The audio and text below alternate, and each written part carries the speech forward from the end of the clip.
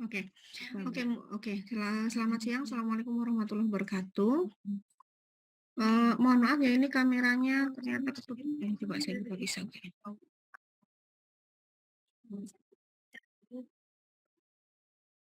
Hmm, ternyata kameranya rusak ya. Bentar. Oke. Apa namanya? Hari ini mungkin apa sedikit akan saya gambarkan gitu ya, bagaimana nanti teman-teman bisa menyusun laporan keuangan pro forma gitu ya. Jadi kemarin saya sudah sampaikan ke ketua kelas untuk teman-teman segera bisa, saya harapkan sudah semua menginput ke dalam Excel gitu ya. Nah, nanti setelah masuk ke dalam Excel, teman-teman tentukan asumsinya gitu ya. Nah, asumsinya misalnya ini contohkan memang yang simpel saja gitu ya.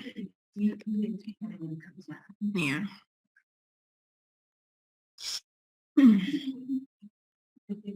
Yang pertama teman-teman harus lakukan itu adalah tentu saja adalah apa namanya laporan keuangannya dulu gitu ya. Nah, kalau ini data di saya gitu ya, data di saya ini kebetulan adalah 2018 dengan 2019. 2019-nya adalah prognosa atau anggaran gitu ya. Tapi kalau punyanya teman-teman kan datanya historis, jadi bisa dimasukkan 2 tahun di sini gitu ya.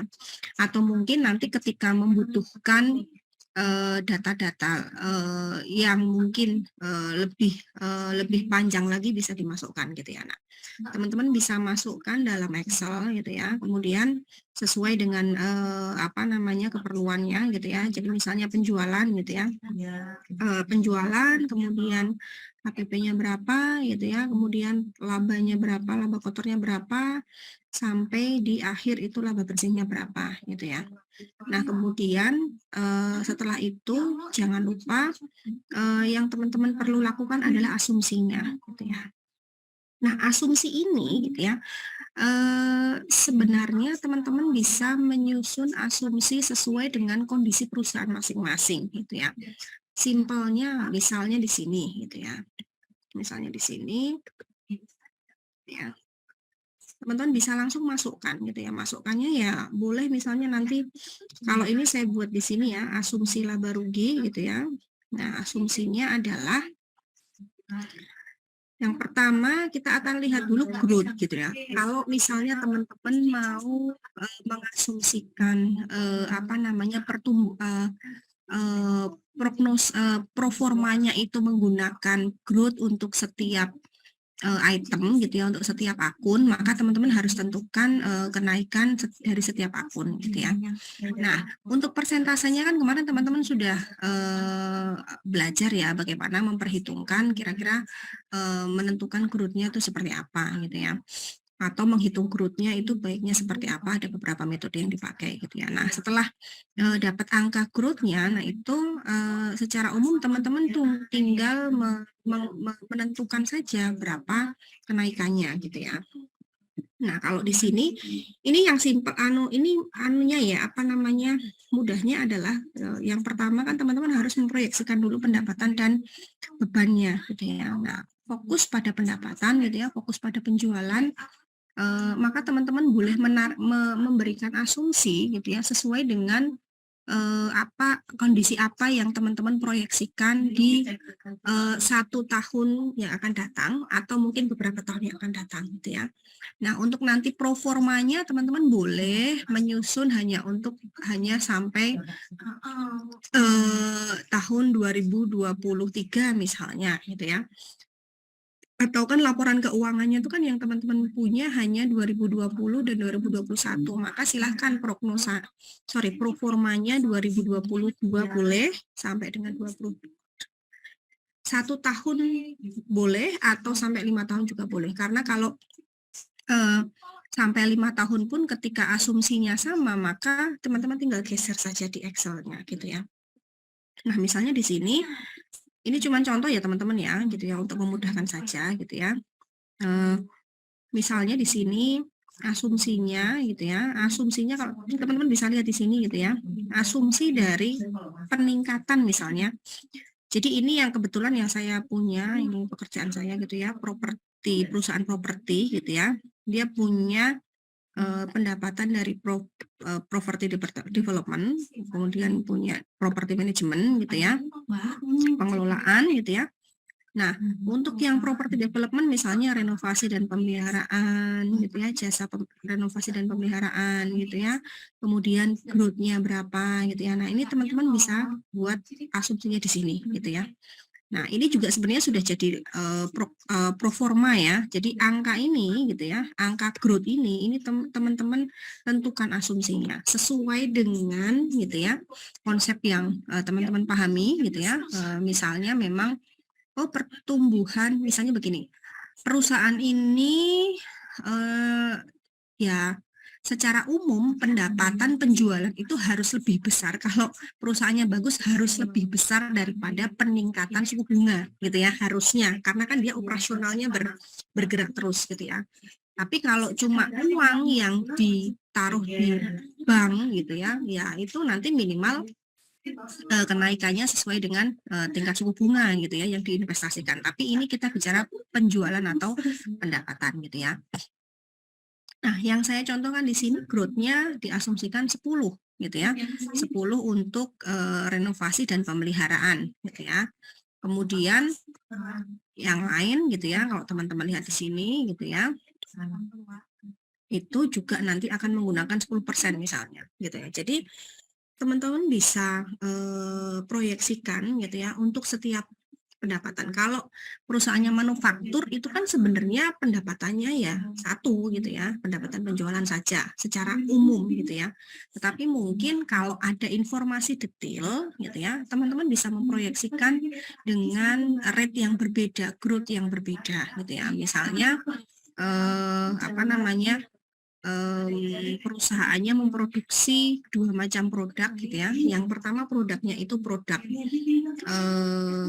Casco gitu ya. Casco itu dia sudah merupakan leader di pasar gitu ya. Maka growth-nya relatif stabil gitu ya. Bahkan mungkin tidak terlalu tinggi gitu ya. Tapi kalau untuk misalnya ada produk baru yang dikembangkan maka boleh misalnya asumsinya tertentu growth-nya kecil atau justru growth-nya gede karena barangnya sedang populer misalnya tetapi bukan barang utama gitu ya. Nah, kira-kira seperti itu. Nah, ketika nanti teman-teman sudah tentukan seperti ini misalnya yang teman-teman peroleh adalah 10% gitu ya. Ya berarti kan teman-teman tinggal hitung saja misalnya 2018 gitu kan. Naik ke 2019 itu 10% gitu kan ya. Maka teman-teman tinggal hitung saja bahwa ini kan 10% gitu ya. 110% dari 2018 gitu ya. Hanya seperti itu simpelnya gitu ya. Misalnya ini dikalikan dengan karena karena asumsi growth-nya adalah 10%, maka harusnya di tahun 2019 itu naik menjadi 110%. Seperti itu. Gitu ya. Atau kalau teman-teman tuliskan asumsinya angkanya di Excel seperti ini ya boleh misalnya ini ditambah dengan asumsinya gitu ya 10% dikalikan dengan ini lagi gitu ya. Nah, itu untuk menentukan grupnya gitu ya. Silahkan. Jadi nanti simpelnya adalah kuncinya adalah bagaimana nanti teman-teman mengasumsikan gitu ya growth untuk setiap account gitu ya. Misalnya penjualan ataupun nanti beban gitu ya. Nah, kemudian teman-teman bisa mengasumsikan juga misalnya ada investasi gitu ya. Nah, ada investasi yang mengakibatkan kenaikan nilai penjualan gitu, nilai pendapatan misalnya 15% itu boleh, silahkan gitu ya. Jadi tidak usah perhitungan investasinya tidak perlu detail atau mungkin hanya sekedar asumsi juga boleh gitu ya. Sehingga teman-teman buat growth-nya misalnya untuk penjualan 10%, untuk beban mungkin naiknya 5% gitu ya dan lain sebagainya gitu ya. Nah, ketika ini nanti sudah gitu ya, maka selanjutnya yang perlu teman-teman proyeksikan adalah balance sheet-nya gitu ya. Nah, nanti silahkan untuk balance sheet-nya ini apa namanya teman-teman bisa tentukan gitu ya dengan berbagai macam asumsi. Jadi ini simpelnya adalah teman-teman kuncinya adalah di asumsinya gitu ya. Di asumsinya teman-teman proyeksikan terlebih dahulu gitu ya. Misalnya di tahun 2020 gitu ya. 2020 akan ada investasi gitu ya.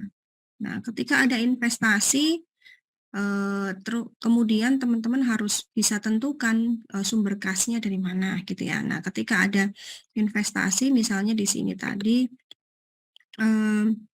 investasinya adalah misalnya di aset gitu ya, di aset tetap gitu ya, investasinya di aset tetap tapi bentuknya mesin misalnya. Berarti kan teman-teman yang perlu dipertimbangkan adalah satu sumber dananya dari mana gitu ya. Nah, kalau jelas sumber dananya dari mana berarti yang perlu diperhitungkan adalah kalau misalnya sumber dananya dari utang gitu ya, maka teman-teman perlu perhitungkan satu yang pertama adalah kenaikan kas karena ada kas masuk gitu ya.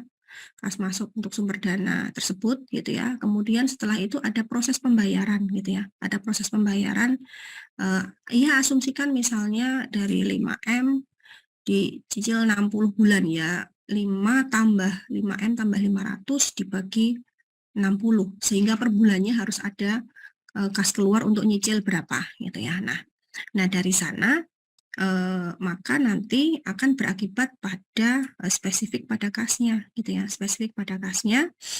Kalau misalnya diasumsikan awalnya ini setiap aset itu naik 10% gitu ya secara normal gitu ya, maka ketika ada investasi mungkin akan ada tambahan tersendiri untuk aset tertentu. Misalnya tadi karena ada investasi berarti di awal akan ada kenaikan aset tetap gitu ya, dapat kas, kemudian tapi kasnya digunakan untuk beli aset tetap gitu ya.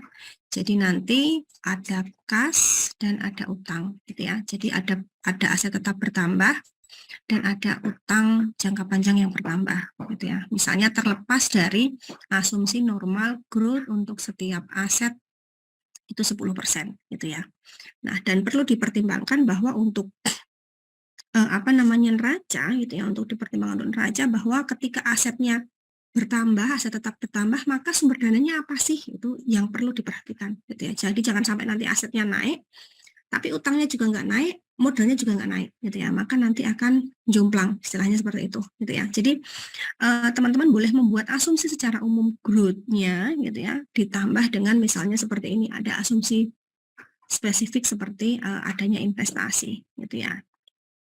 Nah, kemudian untuk cash flow-nya gitu ya, untuk cash flow-nya, nah ini perlu dipertimbangkan satu persatu gitu ya.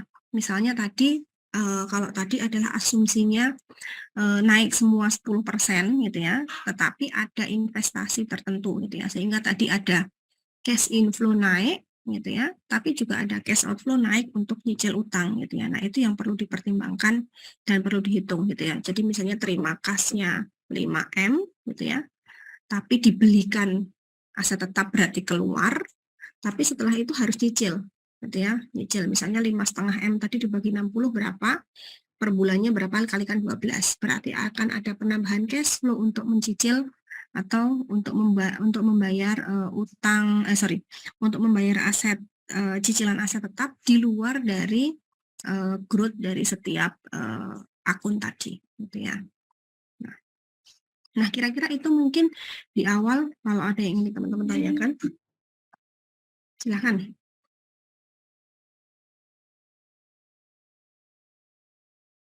Jadi yang penting adalah teman-teman sajikan dulu laporan keuangan yang sudah teman-teman peroleh dari data yang ada gitu ya. Kemudian teman-teman masukkan dalam Excel seperti ini gitu ya.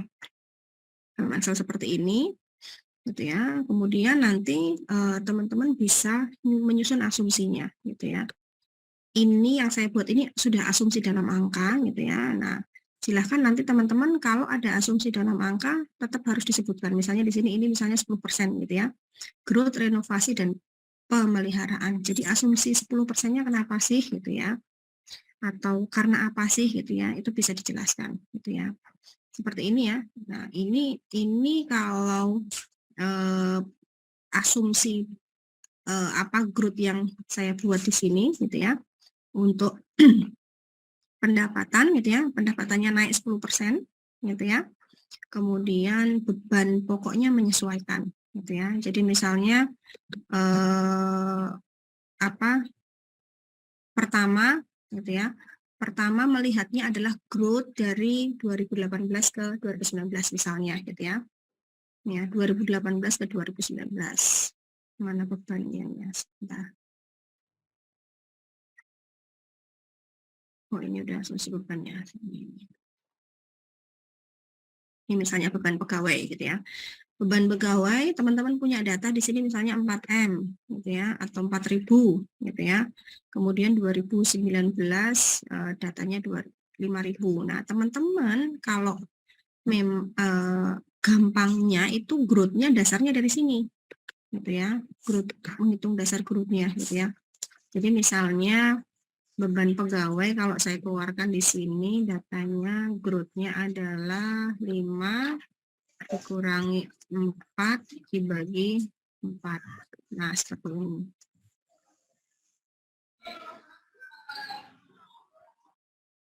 Nah, ternyata ada kenaikan beban pegawai gitu ya. Kenaikan beban pegawai sebesar 32% gitu ya. Nah, dari sini dasar 32% ini gitu ya. Secara umum kalau mau dibuat proformanya boleh misalnya diterapkan ke tahun berikutnya 32%. Tapi kalau seperti itu kan berarti asumsi normal. Jadi ya, normalnya adalah tidak ada penambahan pegawai, tidak ada penambahan kapasitas penjualan gitu ya. Jadi ya cuman naik sesuai dengan kenaikan penjualan saja gitu ya. Atau boleh juga misalnya bebannya itu misalnya beban operasional gitu ya. Nah, itu teman-teman bisa lihat di sini ya. Beban pegawainya naik 32%, tapi beban operasionalnya nggak naik. Gitu ya. Berarti kan dari sini teman-teman bisa lihat bahwa ada penambahan jumlah pegawai misalnya, gitu ya.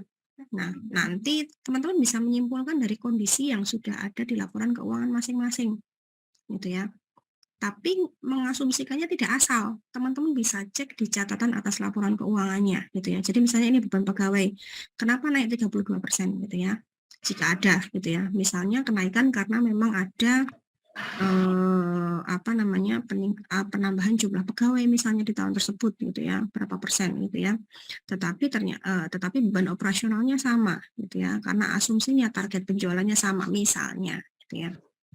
Nah, seperti ini. Kemudian ada beban operasional misalnya, isinya penyusutan dan amortisasi. Ini naik. Ketika di sini naik berarti jelas menggambarkan bahwa ada kenaikan total aset gitu ya, karena penyusutan aset tetap gitu ya, karena penyusutannya bertambah gitu ya. Nah, hal-hal seperti ini teman-teman bisa susun kebijakannya sendiri bagaimana nanti untuk growth maupun perubahannya gitu ya. Jadi tidak selalu misalnya 10% semua tidak gitu ya. Harus dilihat kondisi laporan keuangannya gitu ya. Oke, silahkan jika ada pertanyaan. Bu, mau nanya dong, Bu. Ya, silahkan. Itu kan kita juga disuruh untuk menentukan biaya pendanaan atau financing cost dari utang, itu maksudnya gimana sih, Bu? Oh, di anunya ya, di instruksinya ya. Iya, itu Nah, saya masih kurang ngerti sih. Yang diminta tuh kayak apa? kemarin dapat mata kuliah manajemen keuangan nggak? Sebelumnya, semester berapa mungkin? Dapat, Bu. Dapat. Nah, dicek lagi manajemen keuangan gitu ya. Tapi kalau nggak sempat ya wes nggak apa-apa gitu ya. Nah, financing cost-nya itu adalah jadi begini. Ketika kita melakukan pendanaan, itu kan semua butuh biaya gitu ya. Jadi kalau misalnya pendanaannya itu dari utang jangka panjang, berarti apa sih yang dibutuhkan ketika kita ingin memperoleh aset senilai 1M. Tapi ketika kita funding gitu ya, 1M gitu ya, apakah nanti yang harus kita kembalikan itu 1M juga? Dengan pertanyaannya itu gitu ya. Biaya apa saja yang muncul gitu ya. Yang jelas yang pertama adalah adanya biaya bunga gitu. Seperti yang saya contohkan tadi loh. Jadi misalnya beli mesin, harganya 1M gitu ya. Harga mesinnya 1M. Tapi kita melakukan funding dengan utang jangka panjang. Nah, utang jangka panjang itu kan ketika kita pinjam 1M kan kita mengembalikannya nggak 1M kan? Ya kan? Nah, ketika kita nggak mengembalikan 1M, ini kan berarti berdampak pada apa? Oh, berarti ada biaya bunga. Nah, itu financing cost-nya, gitu ya. Berarti nanti di biaya bunga di laporan laba rugi berarti ada penambahan karena ada bunga yang harus dibayar atas utang jangka panjang tersebut, gitu ya. Itu yang pertama. Yang kedua, oh di cash flow-nya. Cash flow-nya kan berarti setiap bulan atau setiap tahun akan ada kas keluar tambahan untuk nyicil atas pendanaan jangka panjang yang digunakan untuk pembelian aset. Begitu, Mas? Kira-kira sudah paham? Gimana? Mudeng apa mupeng? Kalau itu tahu Bu, maksudnya kan di laporannya kan udah ada. Iya. Cuman yang diminta tuh, yang dianalisis tuh maksudnya apanya gitu loh. Oh, ya sebenarnya kan atas kebijakan itu berarti kan Anda harus menjelaskan asumsinya gitu loh. Maksudnya seperti itu, Mas. Oh, gitu. Jadi tidak kalau misalnya mau disertakan hitungan rincinya boleh, tapi hanya diasumsikan saja juga boleh gitu. Asumsikan yang gampang lah, misalnya yang seperti yang saya contohkan tadi ya. Misalnya 1M, maka harus mengembalikan total 1,5M. Nah, itu tuh kan harus dijelaskan gitu kan ya. 1M-nya apa, 500 jutanya apa gitu loh. Nah, itu kan perlu ditulis di situ gitu loh. Seperti itu. Begitu? Masuk ke dalam asumsi, masuk dalam asumsi gitu ya.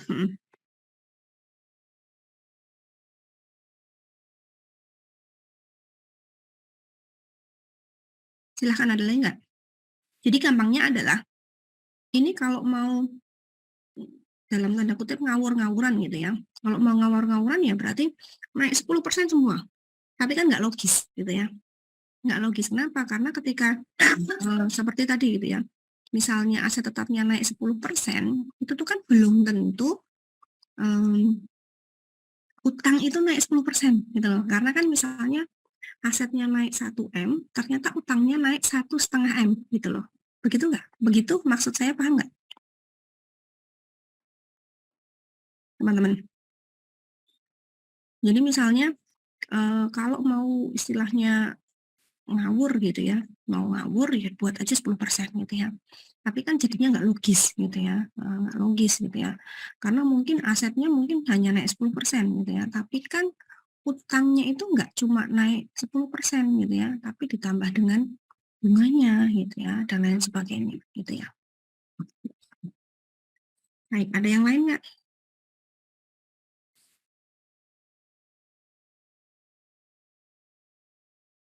Sudah?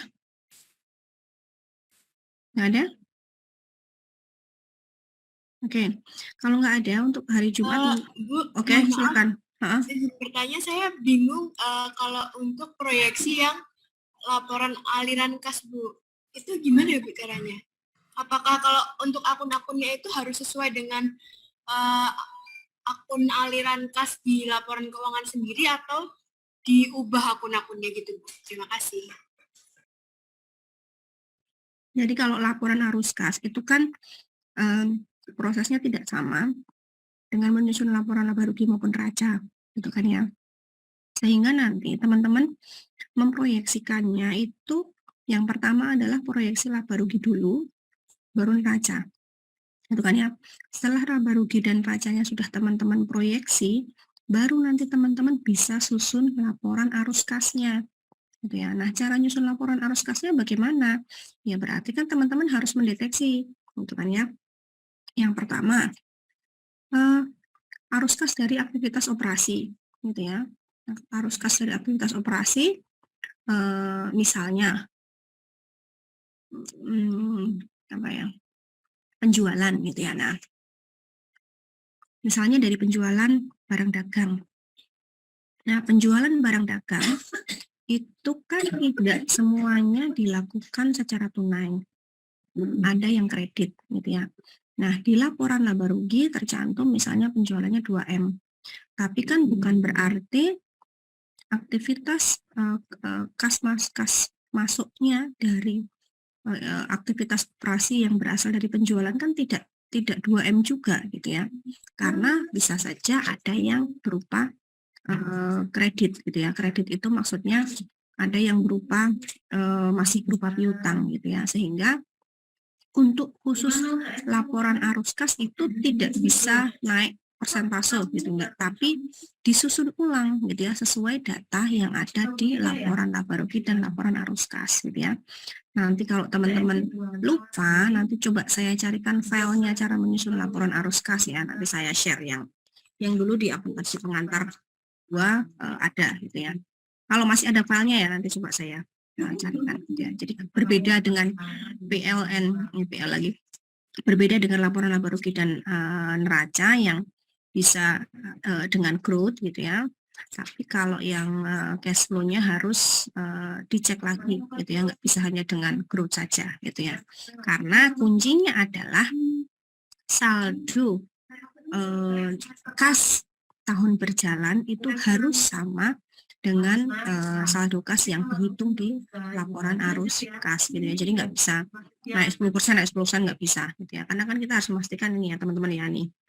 Contohnya di sini ya kas dan setara kas.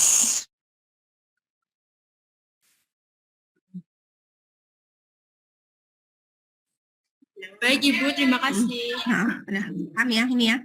Jadi di sini saldo kas akhir tahun 31 Desember 9.000 ini kan harus sama dengan kas di akhir tahun 2019 ini gitu ya. Jadi tidak sekedar menghitung menggunakan asumsi growth nggak bisa gitu ya. Itu tidak bisa dilakukan, jadi harus disusun ulang. Begitu Mbak, siapa tadi yang tanya ya sampai nggak kelihatan saya. Oke, ada lagi? Baik, nanti hari Jumat masih sedikit kita lanjutkan ya diskusinya. Kemudian nanti hari Jumat kita kuis online gitu ya.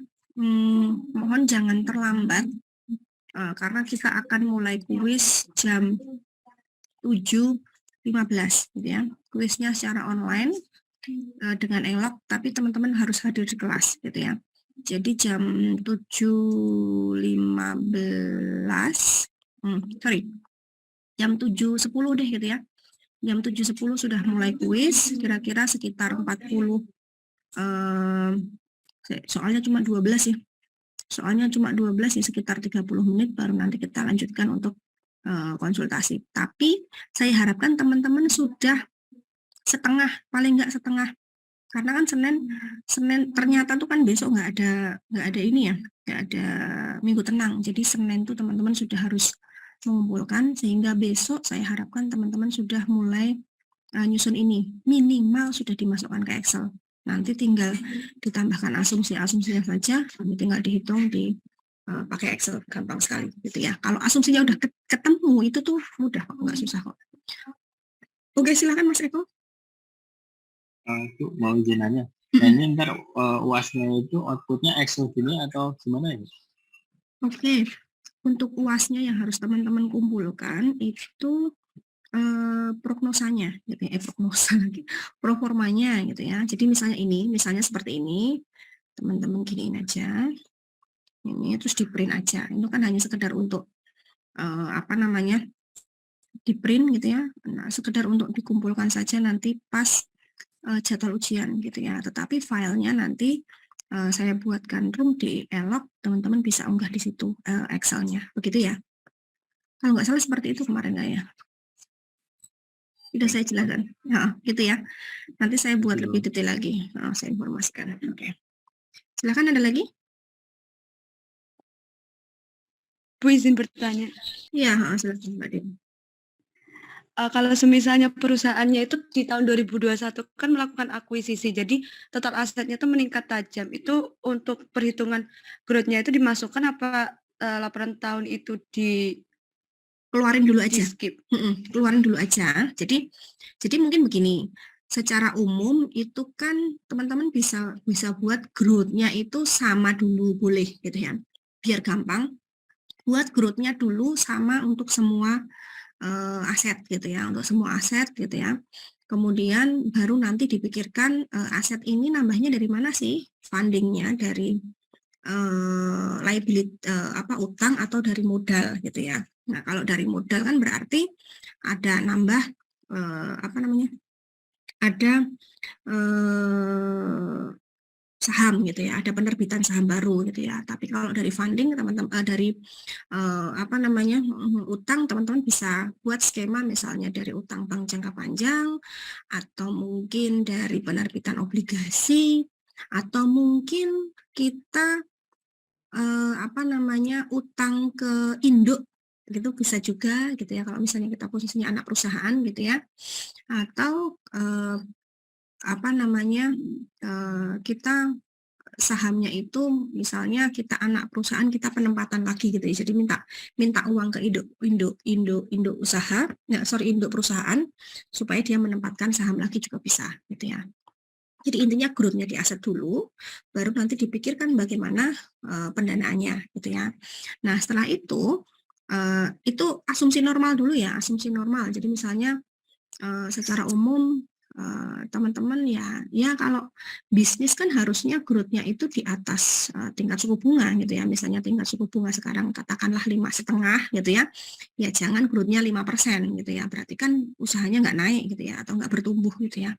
Jadi misalnya minimal teman-teman buat 10%, baru nanti ketika ada case khusus gitu ya, baru nanti diutak-utik. Lebih mudah seperti itu. Diutak-utik itu misalnya ya ada akuisisi perusahaan anak perusahaan baru. Nah, itu baru nanti per item bisa diproyeksikan tersendiri.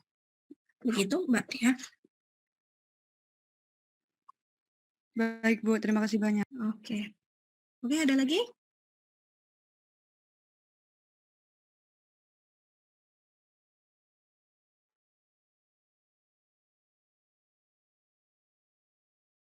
Oke. Mungkin saya rasa sudah cukup ya, karena teman-teman juga mau kuliah jam 1. Besok saya ingatkan lagi kita kuis pagi dulu, jam 7.10 atau 7.15, jadi jangan sampai terlambat. Kemudian silahkan bawa alat yang proper gitu ya, boleh bawa laptop, boleh handphone saja juga boleh, atau tablet atau iPad juga boleh gitu ya. Kalau perlu bawa kalkulator silahkan bawa gitu ya. Kemudian kita kuis dulu sekitar 20-30 menit, baru kita lanjutkan untuk nambah input untuk nanti teman-teman proyek akhir. Tapi silahkan minimal teman-teman sudah harus input di Excel untuk besok sekalian. Mungkin kalau mau nambah asumsi bisa langsung dieksekusi. Begitu ya. Seperti itu. Gitu. Oke. Kalau begitu saya tutup ya, teman-teman. Selamat menyiapkan proyek akhir dan selamat ujian akhir. Kita ketemu lagi hari Jumat. Selamat siang. Assalamualaikum warahmatullahi wabarakatuh. Siang Bu, waalaikumsalam warahmatullahi wabarakatuh. Terima kasih.